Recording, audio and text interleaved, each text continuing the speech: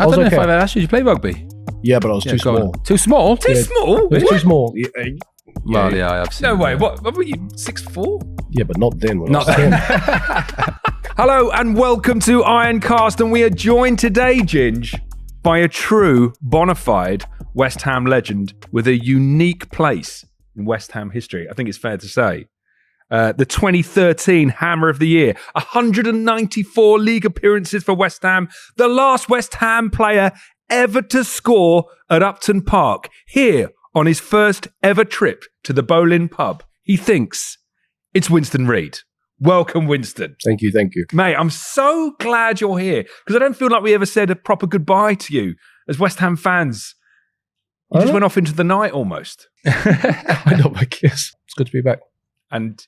So you don't think you've ever been in this pub before? You know what? Actually, after the last game, I remember my car was parked over there somewhere. My wife actually parked it, and I might have taken the back alley here or something like that. God, you picked a game to come to, that last one. I know. What was it like after that last game? Like walking the streets? Well, you must have been absolutely mobbed. No, we got out late. I remember we sat there for ages. We sat in the dressing room for ages, didn't we? After it was, I remember when eventually I think we left. It must have been like midnight or something. Yeah, I remember it being early hours in the morning. Yeah, it was like, and we're just sitting around in the dressing room, whatever, just chatting, and it was good. Was that the last time you were in these parts? I think it actually is. Wow.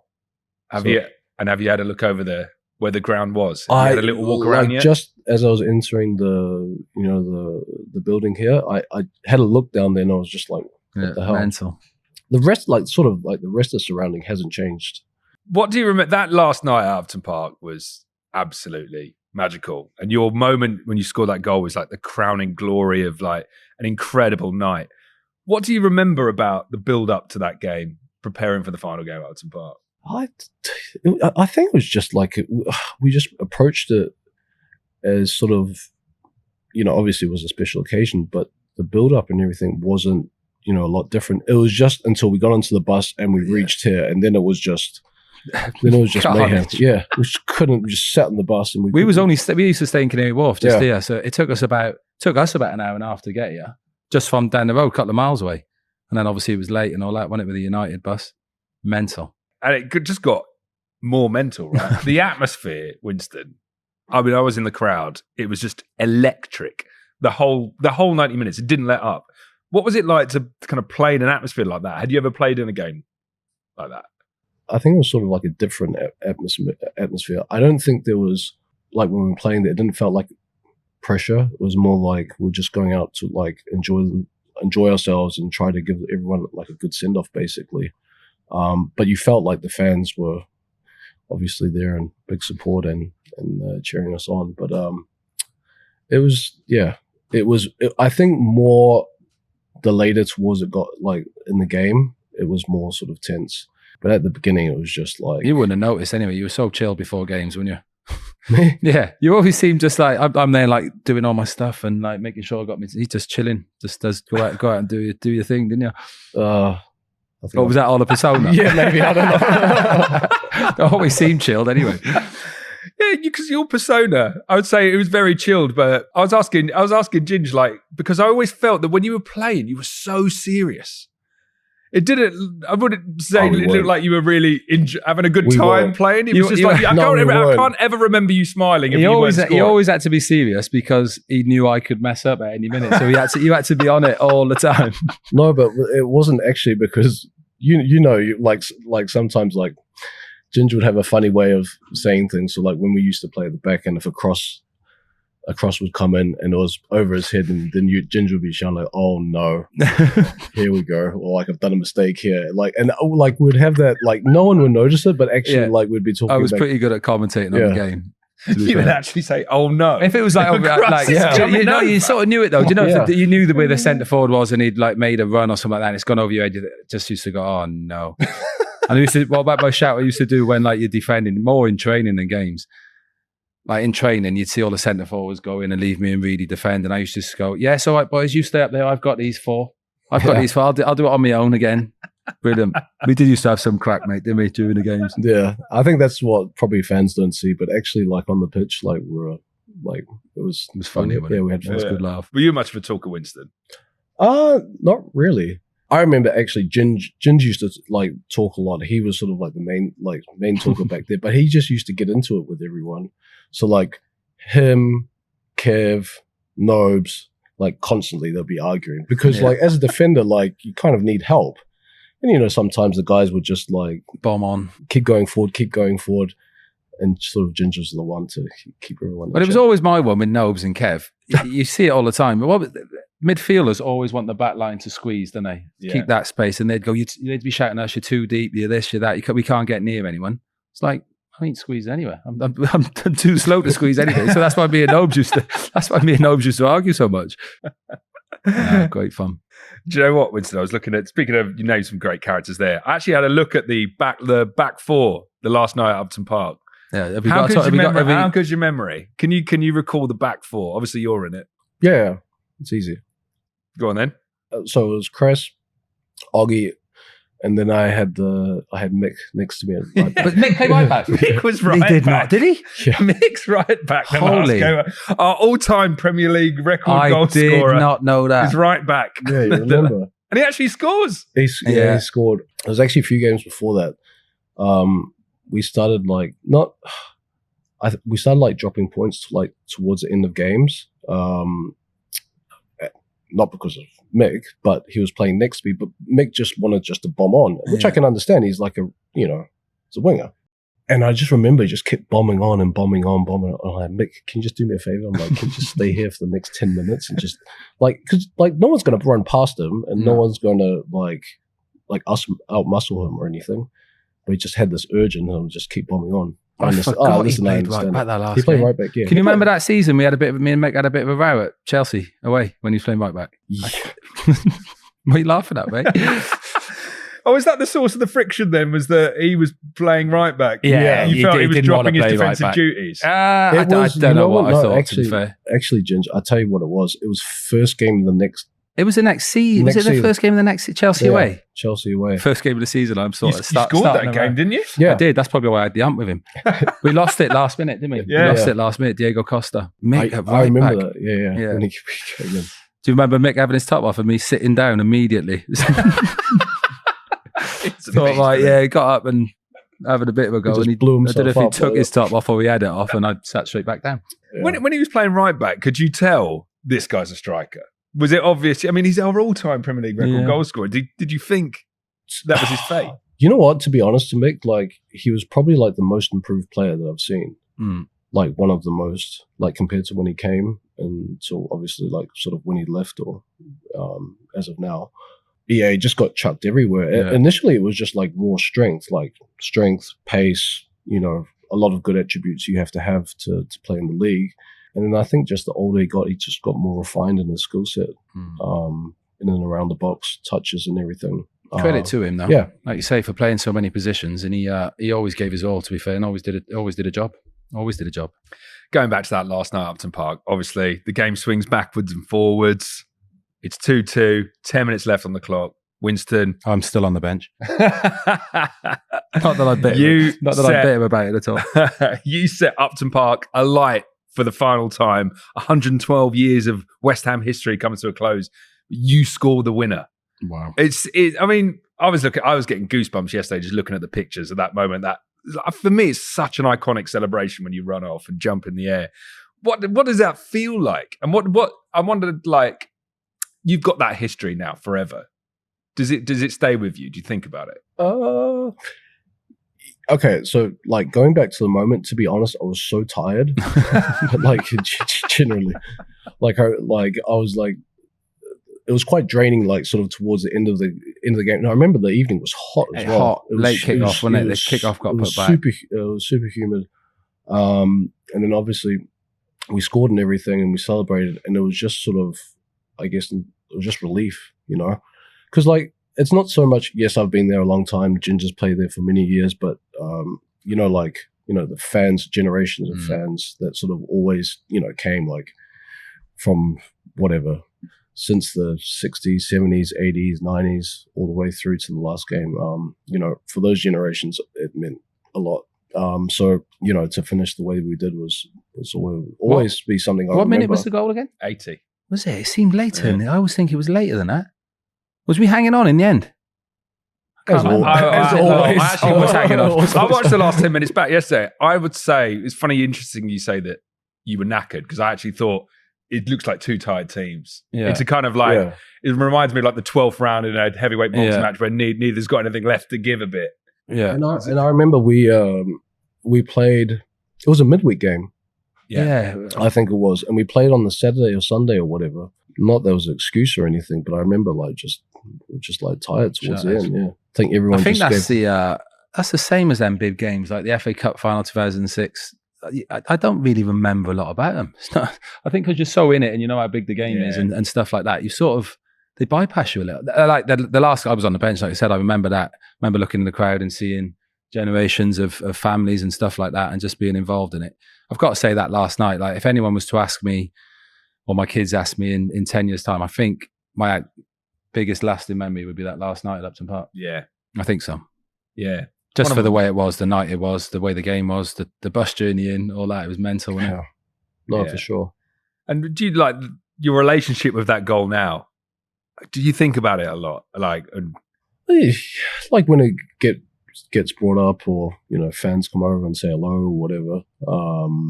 Things just happen in a moment, and then you just got to be ready to sort of take the opportunity, I guess, in some sort of way. And it was, I think close my eyes and hope for the best. Learn from me, that. Is that humble as ever?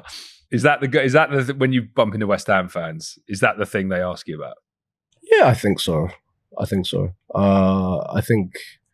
that player final always actually comes up as well. Yeah. I think that's actually probably the most important game that we played in. Yeah, massive. Let's get into it. So let's actually rewind the clock a bit. You grew up in New Zealand, but you moved to Denmark at 10 years old. Yeah.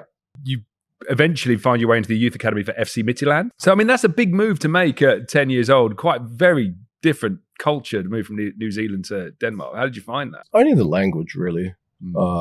Culturally, it's kind of the same. Like, people are generally pretty similar.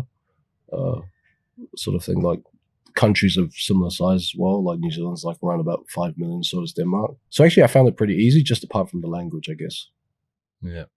You still speak Danish, can't you? Yeah. Man of many talents. And were you very sporty from a young age? Were you just yeah, always, and good at football immediately? I was okay. I don't know if I've asked you to play rugby. Yeah, but I was too small. Too small? Too small? It was too small. Yeah. Well, yeah, I have seen. No way. What were you, 6'4"? Yeah, but not then. When I was 10. Come out 6. I wasn't when I was 10. No, but because the guys in New Zealand, they're like big. Big boys, and not just from New Zealand, also like the islands around Pacific. Yeah, big boys. And then, so you played for FC Midtjylland, and towards the end of your time there's rumours that you're linked with Serie A clubs, but West Ham win out, it seems. How easy was it as a decision to come to West Ham? What was that initial phone call like? I think it was the only club that wanted to pay money, so it was pretty simple, I guess. Pretty simple back there, wasn't it? No, to be honest, I remember I played there on the Sunday, and then my old sports director, I remember he called me and just said, we're pretty close to doing a deal with West Ham, and then jumped on a plane like Monday or Tuesday, and that was it. Signed Wednesday, and it was pretty. And was you, when you first came, you was a right back, weren't you? No? Centre back. Always centre back. Why have I always had in my head you started a right back? I was never a right back. You played right back though, didn't you? I played right back. Played right back my first ever game. Did you? That must be why I thought you was a right back. And you had the number 2. Yeah. That would be it, yeah. I don't know where they got that from, by the way. Probably the only number left at the time. It was. Yeah. I think it was, yeah. And like Pete as well, like he was like, oh, this is the only number, so you can have that. Pete. So that like 87. I always assumed you would have asked for the number 2. I don't know. You just seemed to... Even though centre back's not a number 2. And you always had it, didn't you? I always had it. Yeah, I always had it. It was just, I don't know. I generally think it was just like the last number left. Yeah. Not the kind of guy to ask to change numbers either. It was just my number. I don't know why I always had it in. He was a right back. When we speak to players who come to the Premier League, maybe from other leagues in Europe, they often say it takes a while to get used to kind of acclimatise. Yeah. How did you find that switch from the Danish league to the Premier League? Because on the face of it, you would say that's quite a big gap, a big gulf in quality. Oh, it was terrible. I was just... What was in big gap, like quality-wise? I think the worst thing is probably physicality. Like pace and speed. It's just no other league. No other league. Like I thought when I came over here, like I was like quick and strong. I wasn't. I wasn't. Oh, I wasn't. Seriously. Do you not think? No. You have to build it up over the years, and then you get more clever. But I remember my first game, I was playing right back. Aston Villa. Who was I was going to say who was playing against? Stewie Downing. Yeah. What's a player? We lost 3-0. Just shaking his head. Still have nightmares from that game. Did you think? Did it take you a while to get used to it? Did you feel like you were struggling at all? It took me until Form-wise? the championship season. Did it? Yeah. And then you found your own. Yeah. There's a fan group called Knees Mother Brown, and they actually not that first season. I think it's fair to say you struggled, as you say, but the second season in the championship and the third season, you actually won most improved player according to a fan group 2 years in a row. So it must have been pretty bad. I was going to say, 2 years in a row. What happened in that first year? We love to analyse what went wrong in what was your first season at the club under Avram, getting relegated from the Premier League. Obviously, it was hard for the fans to take. What do you think went wrong that first season? How long's this pod? Oh, God. Listen, seasons like that just happen sometimes. It's hard to put a blame on it. It's just a mix of a lot of things, really. I don't know. I wasn't really playing, so I played only like 14, 15 games, so it's kind of hard for me to... I was like 15, 16. Who was centre-halves at the time then? Well, we had Lars Jacobson, wasn't it, who came in? Yeah. Tonks. Like, who am I to say as well? It was I just arrived at the club and was trying to find my own... Trying to find your own form, I suppose, as well. Yeah. Young as well, right? You forget. Yeah, I was only like 21 or 22, something like that. So we get relegated down to the championship. Actually, I don't know if you remember this. Rumours you might go Kievo. Do you remember that? No. Yeah. See, that's mad. That's the madness, isn't it? No, not even close. Yeah. But Avram goes and in comes Big Sam. You can look, when you have a look at your appearances for West Ham, there's a line there. Once Big Sam comes in, you're pretty much in the team all the time. What did Big Sam change for you? What was your relationship like as a manager? He seemed on paper to love you. Go on. What is it? Should we start off with his... No. Like, remember it. This is me from the outside. Obviously not the champion season. When I came the year after, I generally believe Sam Allardyce made me a better defender. Like 100%. Do you think the same with you? 100%. Like, it sounds like I've probably spoke about these sessions before. Remember the Thursday morning sessions we used to do? And like, I don't want to say basic because it probably wasn't, but he just used to shell balls at me and Winston, didn't he? Didn't he? He'd get the back four on the halfway line, me and Winston, and probably the back four if I was playing or if we were fit, and he'd just shell balls at us and head it and getting your clearances right and crosses into the box, getting your clearances right. And it sounds nowadays when we're talking probably a bit old school or, like it's not done like that anymore. But 100%, and I'm glad Reedy said the same, he made us all better defenders. 1,000,000%. Would you agree? I think the biggest thing for me, 100%. Like you're like he made me like way better than when I originally came to the club. I think the thing with Sam is as well. It's like either sort of you thrive under his leadership as well, or you don't. Yeah, because you know how he is. Yeah. He's like very like he's not strict because he has the other side of him as well. Yeah. But he demands like hard work, all these things. But he's like out on the pitch, you got to handle him. Like when he's like standing and like shouting at you, like to do better. And you remember like our meetings after. Oh, jeez. Yeah, I've seen players crumble. Yeah, really. But because not you. No, but it was good though because like he emphasized on like, listen, when we come in for these meetings, like it made you like think like you don't want to be the one that's kind of messes up. Yeah, it's like puts a little bit of like responsibility, like calling people out, which was good. But like when I first he's quite imposing figure as well. Definitely. He's like big boy. I call Big Sam for no but reason. He was honestly for me like he was really really good. I have nothing negative to say about him. He like helped me in so many so many ways. And then outside the pitch, he would always like have a joke with you, or he was so good. Like he'll come along and like if you made a mistake, or like in the game, and he showed it on the highlight clip that we did on the Monday. He'd like walk over to you, like, "What the hell were you thinking?" Yeah. Like, do you know what I mean? Like, even though he'll have a pop at you on the pitch, he was always good to after, like, sort of. Yeah, he'd always sort of forget about it when he'd move on to the next one. To be fair to him, but Reedy's right. You wouldn't want his wrath, really. So he sort of made you play, like, be on it. Do you know what I mean? And not make a mistake. He like, for me as a defender, like I said, when I came back under him, I must have been 28 maybe. So sort of like coming into my prime, but definitely made me a better defender, 1,000,000%. And I know we spoke about it before. I knew you'd say the same. I think he just simplified it. Things for us, so we knew like we had like base principles basically of where we should be, like sort of how we should react to certain situations. Yeah. So we always knew where, like, if I would be in one position, I knew Ginge would be there. So it's not like, you know what I mean? It's not like, no, but like, it's not like you're trying to like, someone's doing something. Clever. Yeah, someone's doing something random, and then you like you start scrambling, and that's where issues arise. Yeah. But he was, really, really good. And to be honest, all his stuff. Everyone. I think the dressing rooms as well. Like we got to speak about the dressing rooms. The characters, like certainly when I came the championship season, the characters we had in that dressing room. It's got to be the best you've been in, surely. Yeah, it's just. Well, I mean, credit to Big Sam, because it felt like you had a different dressing room in your second season. It felt, as a fan from the outside, I got the impression you were all mates, whereas maybe that hadn't been the case before.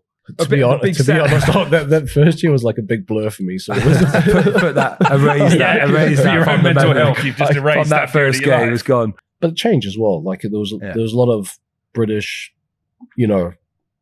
British people, like the core of the team. But then either like he would bring people in that were foreigners, but had played, like Abby was there, like 300 games, and who came? John Carew came for like a season in the championship. There's loads of others, but like, do you know what I mean? Like foreigners that have played, so understood what he sort of wanted from them. Yeah.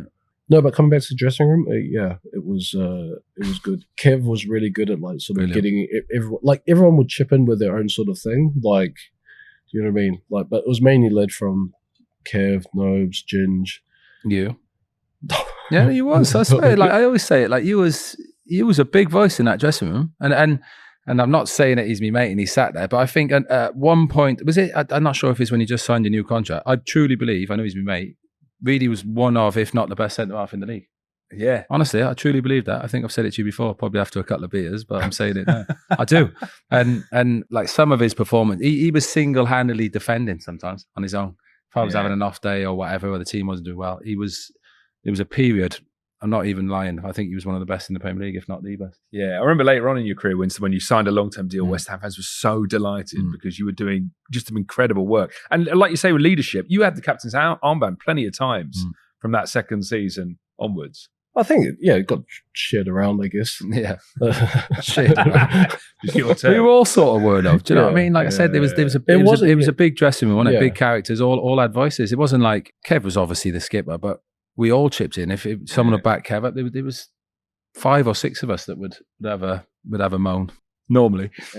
No, I think that's what sort of just worked. There was no really big egos or anything. And then like even like if Ginge had a pop at like one of the others, they would argue, but like that's it basically. Yeah, you know what I mean? Like it's not going on for like a month or whatever because they were shouting at each other.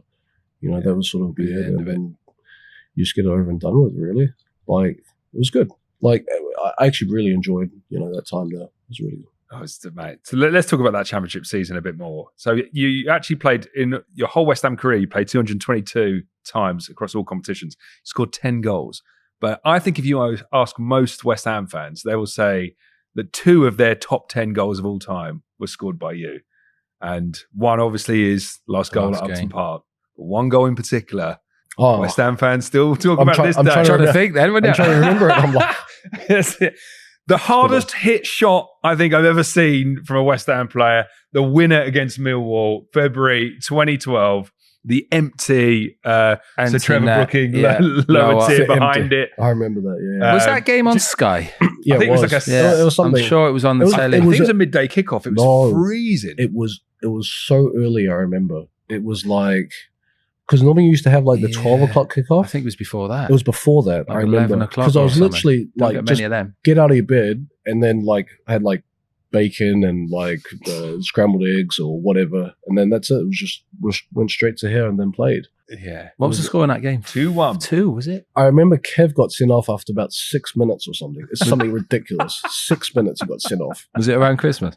I think it was mid. No, yeah. Oh, okay. Yeah, February. Yeah, no, I just remember we just looked at each other and were like, oh my God. We could play 84. We don't need this right now. Tell you who was good. Coley. Yeah. He was good for us. Yeah, What, that game or just in general? No, just in general, like that season. Like it was just, if he didn't have the injuries as well, Coley. Oh my God, handful, just, Coley. He was on his day with like when his knee was working, man. His knee was He working. was unplayable. He was an handful. So, Yeah, he did well that season. What was that goal? It was a little. Was you like running back? You were sort of like back. Let me describe it. I can't remember remember. Someone it was a flings a foul. ball into the box. Julian Faubert takes out the keeper. Like it's like in VAR, it's never going to count.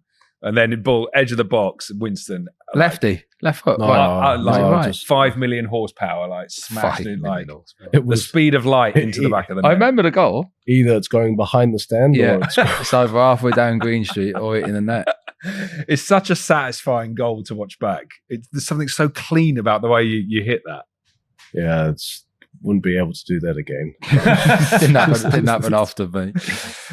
We were chatting to the guys about some of the other goals you scored. You scored another one at London Stadium against Sunderland, which I'm pretty sure was a last-minute winner from outside the box, drilled low. As well. Yeah, Had a shot on you when you needed it. that actually Was that like a low little Yeah, scuff low, in the yeah. corner or but something, wasn't the strike wasn't great, and I remember went through about 4 sets of legs. it? That's all right.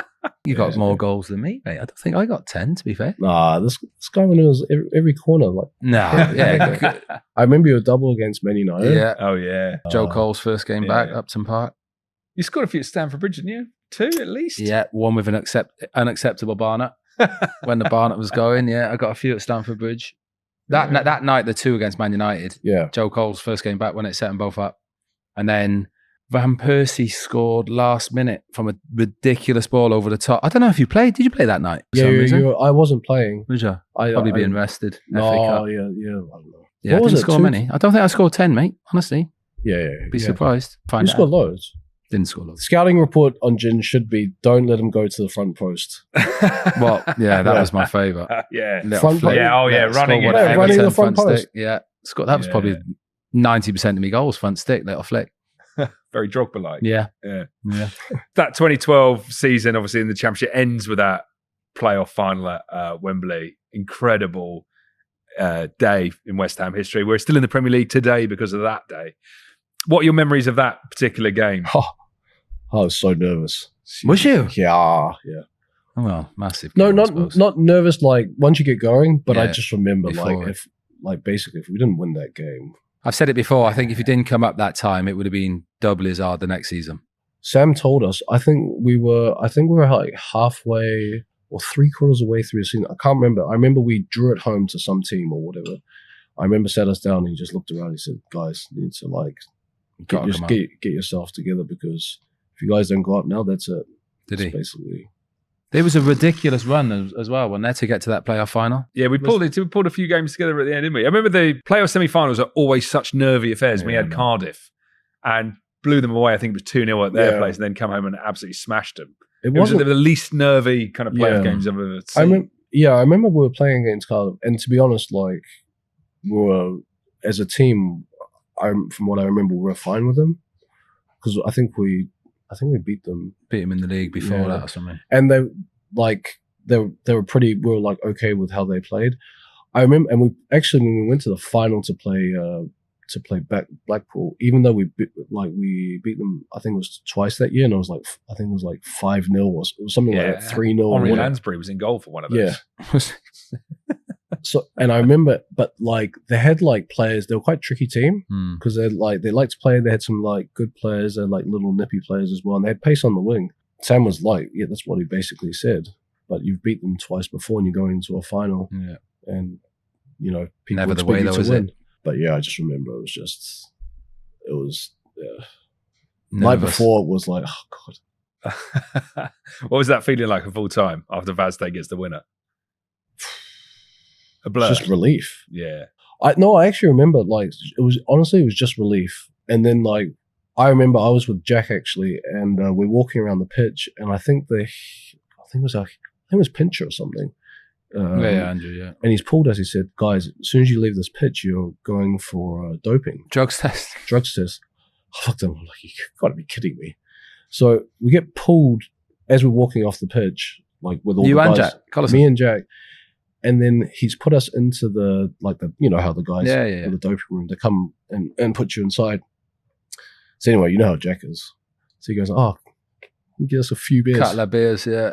Anyway, the two Blackpool players walk in, sitting right next to us. Wow, yeah. That's a tough one, isn't it? Yeah, it was.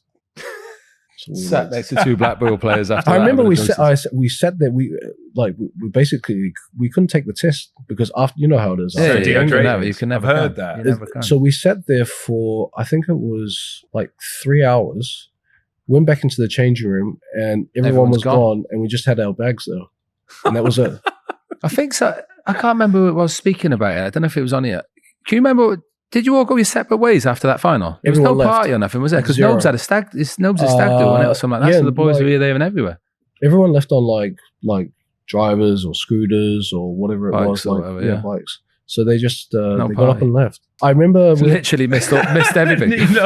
Don't see them till pre-season. Yeah, no, boys. There was nothing. I remember we came back to the stadium here and they put like a function on. I think it was for the staff and whatever. Apart from that, That was it. See you pre-season. Really? So what did you do that night? Had a few vol au vents here. Not even that. Room. I remember you and Coley must have been about. No, I remember I went on holiday next morning. And then we get into the Premier League, and you win Hammer of the Year in the first season back in the Premier League. You were immense that season. Can I just mention that I came in that summer as well and was playing next to Winston? Just give myself a little you wrote some. To be honest, like I remember we started pre-season and we, who was in the house? It was only me and Tonks really. Yeah. There was no one else. No. Because all the other players were signing. I'm trying to think, because I came, like I said, I came that summer. I can't think of it being anyone other than you and Tonks. There was no one. No. All the other centre halves left basically. I'm trying to think if there was someone else. No, there wasn't. Not anyone that would have played like maybe someone young. And I remember Ginge came in and Tonks left as well. I remember Tonks left for Olympics. Oh, of course he did. Same. He left for, so I was the only centre half playing every game. I was just playing. Stood at the back by myself. Yeah, pretty much were most of the season. And then Ginge came in, and Tonks came back, and then me and Ginge started playing, and it was honestly because like I was coming back into the league, and obviously my first go around wasn't a big success at all. So he just allowed me just to sort of just focus on myself, and you know how he is as a person. It was brilliant for me. Done my thing. Just came in and stabilized everything, and then I don't know about that. I could just concentrate about myself. So it was really, really good. I love that. Yeah. Do you think it was a proper partnership though, wasn't it? Do you know what I mean? As in, people talk about partnership centre half. We were both quite aggressive, but I was probably a bit more aggressive than you, probably a bit louder. So it sort of just worked. You know what I mean? Like just sort of like a proper partnership.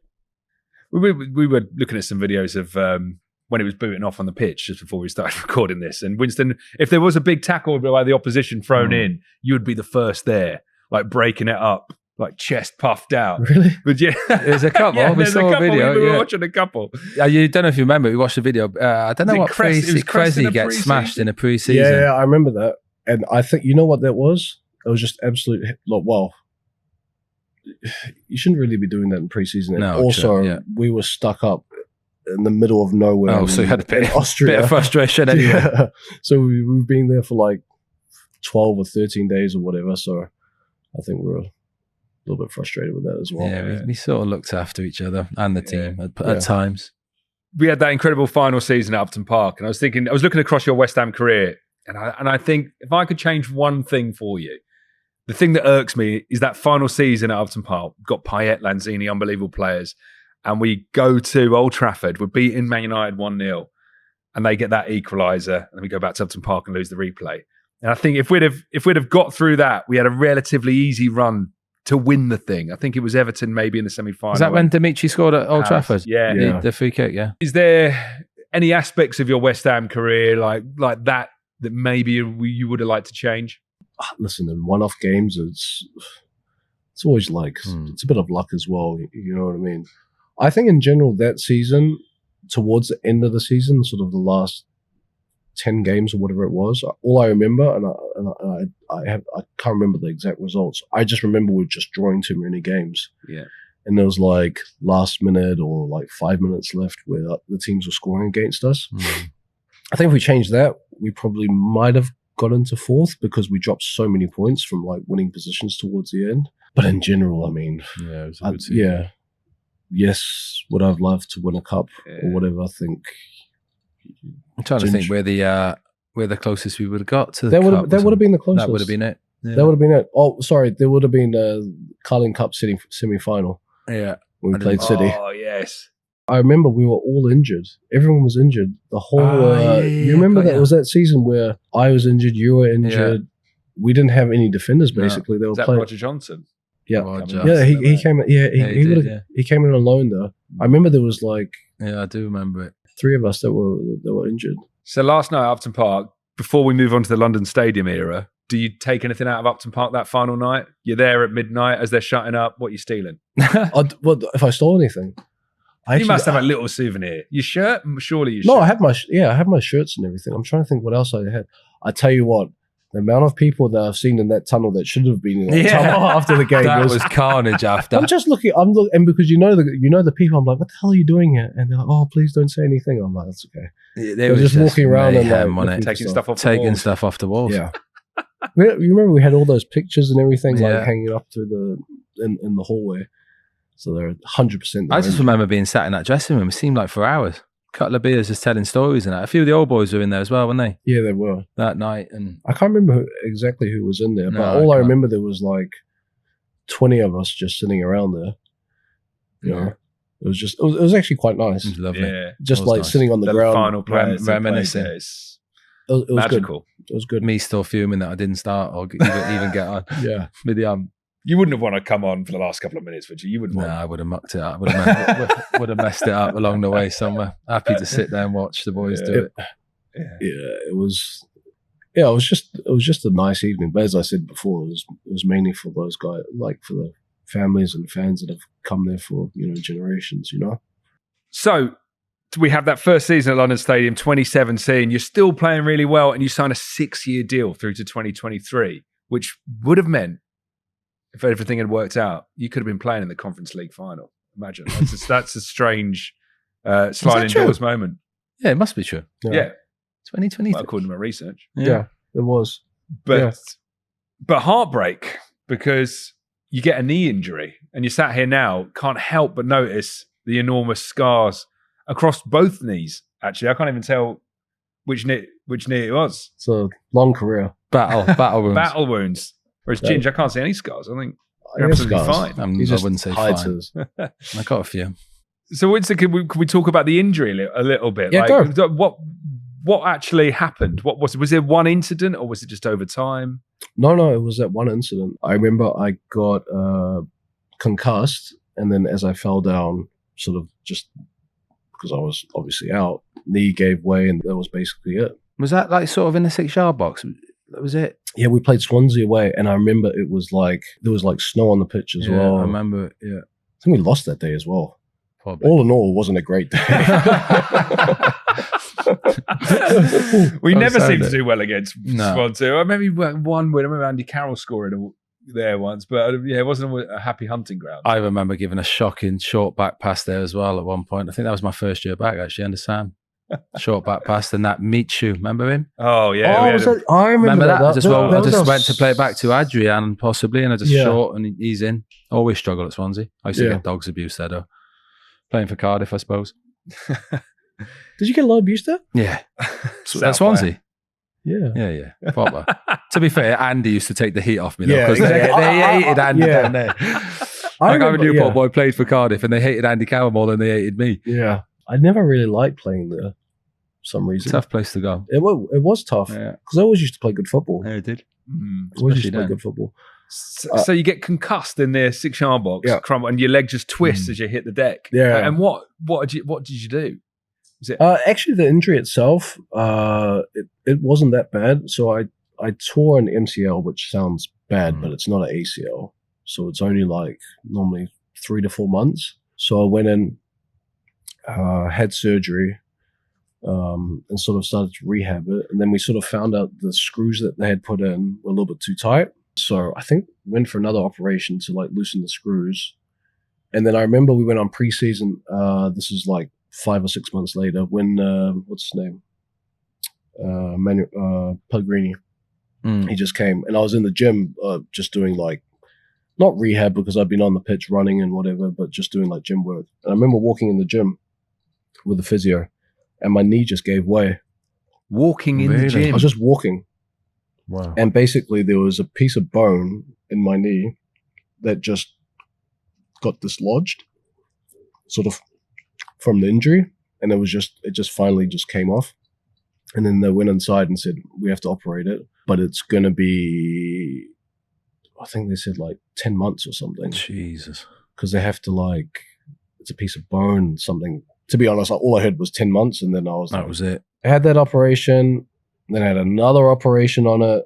And then I came back. But by the time I came back, it was like, a year and a half, I guess. So that long? It was, with the injury. But you know it as well, Ginge. It's like those things happen in football. You know what I mean? Yeah. Like that's part of the game. And I was lucky up until I was 31, I guess, that I didn't really have any major injuries, you know? Do you think, obviously being out for so long, you won the same since that? 30% less, I would say. 30% less? Just like strength and agility. Yeah. Wow. And then you actually... You can't, I don't think you actually play again for West Ham after that injury, but you have a couple of loan spells. You went out to, what was it, Sporting Kansas City. Yeah. Had a little spell there. Yeah. How was that? It was good fun. Yeah. I really enjoyed it out there. I bet you did. Ginge, you would have loved it though. I know. What do you mean, mate? No, but it was just like, there were good people, good stadium. Their training ground was like $100 million. Really? For their first team. It was ridiculous. Yeah. Like I remember speaking to you when he was out there and he was loving it, to be fair. I've never seen anything like it. But that's just like the way MLS is set up, sort of. The only thing that wasn't good was the COVID year. And then you also you've got an interesting little bit of history for another London team, Brentford. You went on loan you had 11 games at Brentford, and your final appearance in English football was actually the playoff final where Brentford got promoted, having beaten Swansea 2-0. You got your revenge in the end. Revenge. Never knew that. That was your final. So your English club career ended at Wembley Stadium. Yeah, it did. Good way to go out. I was looking at your career stats as well, but it looked like you played for New Zealand for another year after that, like up to 2022, but without a club. Yeah. How does that work? I was just based in Dubai, basically. Just living in Dubai, but still playing for New Zealand? Training, yeah, but at the end of it, I was just like, that was it. So you touched on it there, Winston. You're now living in Dubai. Yeah. And do you still follow West Ham? Please tell me West Ham is still in your heart. It's just, it just depends on like the kickoff times. Yeah. Because I think the time difference is sometimes like 4 hours. But normally, you actually get more games on there than you get here. Do you still watch a lot of football in general? Yeah. Yeah, do you? Yeah. I still watch I don't watch every single game like as it was before. I just had visions of you disappearing to Dubai and just being on the beach and chilling. Man, I never go to the beach. Do you not? No, I don't really. Because it's too hot. Yeah, it's too hot. And then once you like kids and everything, it's a little bit different. But still watch a lot of games. I still follow the club. Watch the games when I can. So it'll be exciting for the new season. Brilliant stuff, Winston. Thank you so much for your time. It's been such a pleasure talking to you. You are a real West Ham legend. What a man. What an honour to chat to you. There's two people I've been really excited. All our guests have been amazing. Two people I've been really excited to get on. Big Winston and Danny Gabardon. And we've done really so. Yeah. Cheers, mate. Brilliant. Look forward to seeing you at London Stadium very soon. You're always welcome. Thank you. And thank you so much for watching Ironcast. We'll see you again very soon. Until then, come on, you Irons.